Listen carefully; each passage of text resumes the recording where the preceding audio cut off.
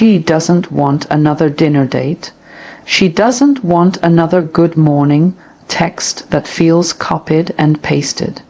She doesn't even want you to buy her flowers if they come from obligation, not from soul. What she truly wants, what she quietly aches for, are positions you cannot see in a mirror or measure in a bedroom. These are the positions that make a man unforgettable, not for what he has, but for how he holds her, emotionally, spiritually, and energetically. Every woman has a secret prayer she whispers in silence: see me, feel me, lead me somewhere safe, somewhere deep. But most men never hear it, not because she isn't speaking, but because they stopped listening long ago. They mistake leadership for control, confidence for dominance, and intimacy for performance. And so, they lose her not because she stopped loving them, but because she got tired of begging for something that should have been natural: connection, awareness, and presence. This isn't about romance. This is about energetic literacy, the ability to read what she's not saying, to feel her shift before she speaks, to understand the unspoken language of emotion. A real man knows how to hold space, not just hold hands.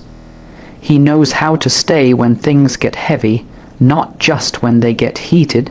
And that brings us to the 5 positions women beg for, but men rarely even try. She doesn't always need you to fix her pain. Sometimes she just needs to know you won't flinch when she reveals it. Stillness is not silence, it's sacred presence. It's sitting beside her chaos and saying nothing, yet communicating everything. You're safe here. Most men are too uncomfortable with a woman's emotion because it mirrors the emotions they've buried in themselves. But when you stay still, when you breathe through her storm instead of running from it, she starts to trust you with her truth. That's the first position, not physical, energetic. She doesn't need to be agreed with, she needs to be understood. Listening is the art of emotional translation, hearing beyond the words, catching the tremor behind her tone. When she says, "I'm fine," you hear, "I'm exhausted." When she pulls away, you ask, "What's behind the silence?" Not to interrogate, but to understand. Men think strength is in speaking. Women find it in being heard. Every time you listen deeply, she softens because she feels seen without needing to perform. Masculine energy was never about domination, it was about direction. Leadership in love doesn't mean you control the dance. It means you guide it with clarity and gentleness. She wants to relax into your strength, not resist it. But that strength isn't in your tone, it's in your consistency. When you say, "I've got you," she believes it because your energy matches your words. Lead her with calm certainty, and she'll follow with trust, not fear. This is the one men fear most, yet it's the one that disarms her completely. Vulnerability is not weakness, it's intimacy's password. When you let her see the man behind the mask, the fears, the doubts, the soft places, she doesn't lose respect, she gains reverence. Because she realizes she's not loving a performance, she's loving a person, and the more you open, the deeper she roots. Every confession of truth is a bridge to her soul. Devotion isn't about worshipping her, it's about honoring the bond. It's showing up for the small things, the quiet good nights, the morning presence, the emotional maintenance that keeps love alive. Devotion means she can lean on you without losing herself. It means she doesn't have to beg for reassurance because your consistency speaks louder than your compliments. It's not about giving her the world. It's about becoming the kind of man whose presence feels like one. Every woman craves a space where she doesn't have to guard her softness. Emotional protection is when your energy becomes her safe place, where her tears are not burdens, and her confessions are not weapons. You protect her by staying grounded when she unravels, by not matching her chaos with ego. You protect her when you respond, not react. When she knows you'll hold her emotions without judgment, she blooms because finally she's found peace in your presence. And that's what women beg for, not control, not perfection, not promises, just presence, the kind that doesn't fade when the mood shifts, the kind that listens when words fall apart, the kind that leads with love, not fear. So, the next time she goes quiet, don't rush to fix it. Sit in the stillness, listen with your chest, not your ears, lead with gentleness, reveal your truth. Devote with consistency, protect her peace like it's your own. Because in the end, these are not just the 5 positions women beg for. They are the 5 positions that transform a man into the kind of love she never has to question. The position of stillness is not something a man performs, it's something he becomes. It is not about sitting quietly beside her. It's about quieting everything within yourself that demands to be seen, heard, or right. Stillness is the deepest act of presence, and few men ever learn it because it requires surrender, not strategy. It asks you to stop trying to fix, to stop trying to solve, and to simply exist with her in the rawness of a moment that makes no logical sense. When a woman cries, withdraws, or shuts down, most men panic because they feel powerless. They reach for words, advice, or distraction, thinking that movement equals care. But what she truly longs for in that moment is your calm energy, your unshaken composure that says, "You can fall apart and I will not." Stillness is emotional anchoring. It's the space where her chaos can rest without being judged or rushed. A woman's emotional world is vast and shifting. Some days she's a storm, some days she's sunlight, and some days she's both. A man who practices stillness doesn't flinch when the weather changes. He doesn't interpret her emotions as attacks or tests. He recognizes that when she's expressing pain, she's trying to release something, not harm him. So, instead of defending himself or withdrawing, he grounds himself deeper. He listens not to the words, but to the vibration beneath them. Stillness becomes the language of empathy, silent yet profoundly understood. This kind of energy tells her, "You don't have to be easy to love for me to stay." That's where trust is born. It's not in the promises you make during the good times, but in the stability you embody when she's unraveling. In stillness, you become a mirror, not reflecting back her chaos, but her humanity. You show her that she's allowed to feel deeply without being labeled too much. When you meet her tears with presence instead of panic, you're telling her that her emotions are not dangerous. Most men were never taught to hold emotional space because they were never given any themselves. They grew up believing that silence was weakness and vulnerability was shameful. So, when faced with a woman's depth, they default to retreat or resistance. But stillness is strength. It's the quiet power of emotional maturity, the ability to remain grounded while everything around you trembles. There's a sacred masculinity in stillness. It's not passive, it's protective. It's the kind of presence that says, "I won't run when you reveal what others couldn't handle." That steadiness heals her nervous system. It allows her to exhale, to unclench, to feel safe enough to express what she's been holding back. Every woman craves that safety, not because she's fragile, but because the world rarely gives her a space to just be. When a man can hold that space without trying to dominate it, she feels something beyond attraction.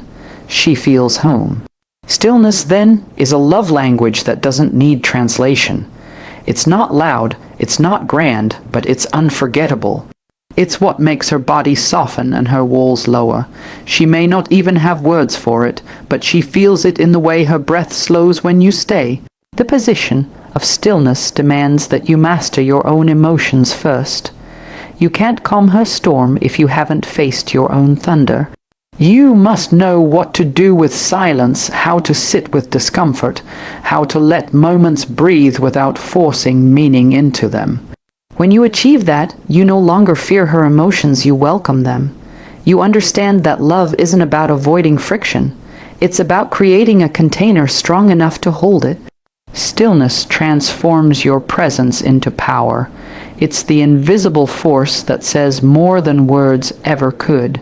When she looks at you and sees that calm in your eyes, she begins to believe that peace exists in human form. And once she feels that, she never forgets it.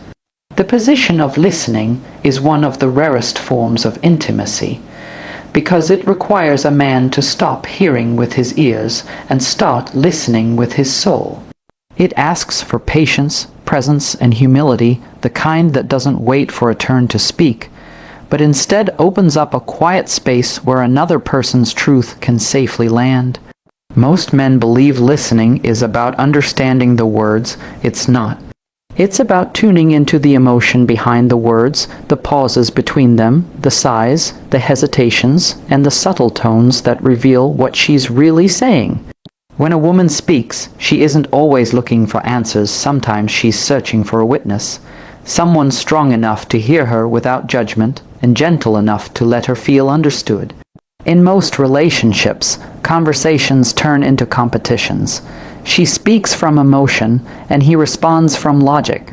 She shares her pain, and he starts offering solutions, not because he doesn't care, but because that's how he was taught to love, by fixing, by solving, by doing. But emotional connection isn't built through problem solving, it's built through presence. The position of listening means you resist the urge to repair her feelings and instead allow her to unfold them in front of you. You don't interrupt her pain with advice, you let it echo, you let it breathe, because in that sacred stillness she begins to heal herself. She doesn't need you to be her rescuer, she needs you to be her refuge. When a man truly listens, he softens the room around her. His energy says, "You're safe to speak here," and in that safety, she drops her armor, her voice changes. Her tone slows, she begins to open up about things she's carried alone for years. That's what women mean when they say they want a man who listens. It's not about nodding your head or waiting politely. It's about being emotionally attuned. It's about holding your attention steady even when the conversation feels uncomfortable or unfamiliar. Listening is not passive. It's an act of emotional strength. It means you have the self-control to let her express herself fully without making it about you. It's patience meeting compassion. There's a sacred power in the moment you stop trying to be understood and start trying to understand. When she says you don't get it, it's rarely about the issue. It's about the feeling of not being heard. Every time you interrupt, defend, or dismiss, she retreats a little more into silence. But when you listen deeply, she feels seen without having to shout. That's how trust is built. Not through promises, but through consistent presence. She'll remember how you made her feel when she spoke her truth. If you made her feel small, she'll close, but if you made her feel valued, she'll come closer. The position of listening also asks you to hear what she doesn't say. Sometimes silence is her loudest language. Sometimes a single look carries a whole confession. If you're too focused on responding, you'll miss the vibration of her truth. Listening means slowing down enough to sense what's underneath the worry behind her frustration, the fear behind her anger, the hurt behind her distance. When you can listen at that level, you're not just hearing her words, you're reading her energy. You become fluent in her emotional frequency. And that's when she feels a connection that no amount of talking can replace. A woman feels most loved when she feels understood. She can forgive mistakes, overlook flaws, and weather storms if she believes you get her. Listening builds that bridge. It's the quiet reassurance that says, "I see where you're coming from, even if I don't agree." It turns arguments into understanding, confusion into closeness, and distance into depth. It's not about being right. It's about being real enough to care. When you practice this kind of listening, you stop performing masculinity and start embodying maturity. You become the man who doesn't just hear her words, but honors her heart. And that, more than anything else, is what she's been begging for all along. The position of soft leadership is not about control. It's about guidance. It's the art of leading without forcing, of influencing without intimidating, of inspiring without demanding. A woman doesn't need a man who dominates her world. She needs a man who helps her feel safe enough to open hers. Soft leadership is not weakness. It's a kind of masculine grace that holds strength and gentleness in the same hand. It's direction that doesn't suffocate, authority that doesn't humiliate, and power that doesn't overpower. It's knowing how to move with her energy, not against it. When a man leads softly, he becomes the calm rhythm in her storm, the grounded presence that gives her heart permission to rest. Most men misunderstand leadership in relationships. They think it means taking charge, making all the decisions, or controlling every outcome. But true leadership begins inside its emotional mastery. It's the ability to remain centered when life spins, to stay patient when things feel uncertain, to make choices with intention rather than impulse. A man who leads softly is not reactive. He's responsive. He doesn't let his ego drive him. He lets awareness guide him. When he speaks, his words carry clarity, not volume. When he moves, his energy says, "You can trust this." That kind of leadership doesn't require explanation. It's felt. It's calm, consistent, and grounded. A woman feels most secure when she knows the man beside her isn't easily shaken by pressure. Not because he's emotionless, but because he's emotionally stable. She wants to feel that even when everything falls apart, he won't. That's what soft leadership gives her, a steady heartbeat in the middle of chaos. But stability doesn't mean silence or dominance. It means presence. It means you don't disappear when she becomes emotional. You don't argue to prove your strength. You hold your energy firmly and allow hers to settle within it. This creates balance: her emotion, your grounding, her flow, your direction. Together, it becomes harmony. Soft leadership also means leading with example, not ego. You show her through your consistency, not your commands. You set the tone by being the first to take accountability, by being humble enough to listen, and brave enough to admit when you're wrong. She follows that energy not because she has to, but because she wants to. That's the beauty of soft leadership. It never forces submission. It earns respect. When she sees that your decisions come from a place of clarity and care, she naturally relaxes into your lead. You don't have to control her. Your consistency invites her trust. There's a tenderness in the way a true leader loves. He doesn't direct her like a subordinate, he guides her like a partner. He leads the emotional temperature of the relationship, cooling tension before it burns, grounding conversation before it turns into chaos, setting an example of emotional intelligence. He doesn't rush to win arguments, he aims to restore connection. He doesn't use dominance to gain compliance. He uses patience to build understanding. His energy says, "Follow me, not because I'm perfect, but because I'm present." That's what women crave but rarely find. A man whose leadership feels like safety, not control. Soft leadership also involves deep awareness of timing and tone. You know when to speak and when to listen, when to take initiative and when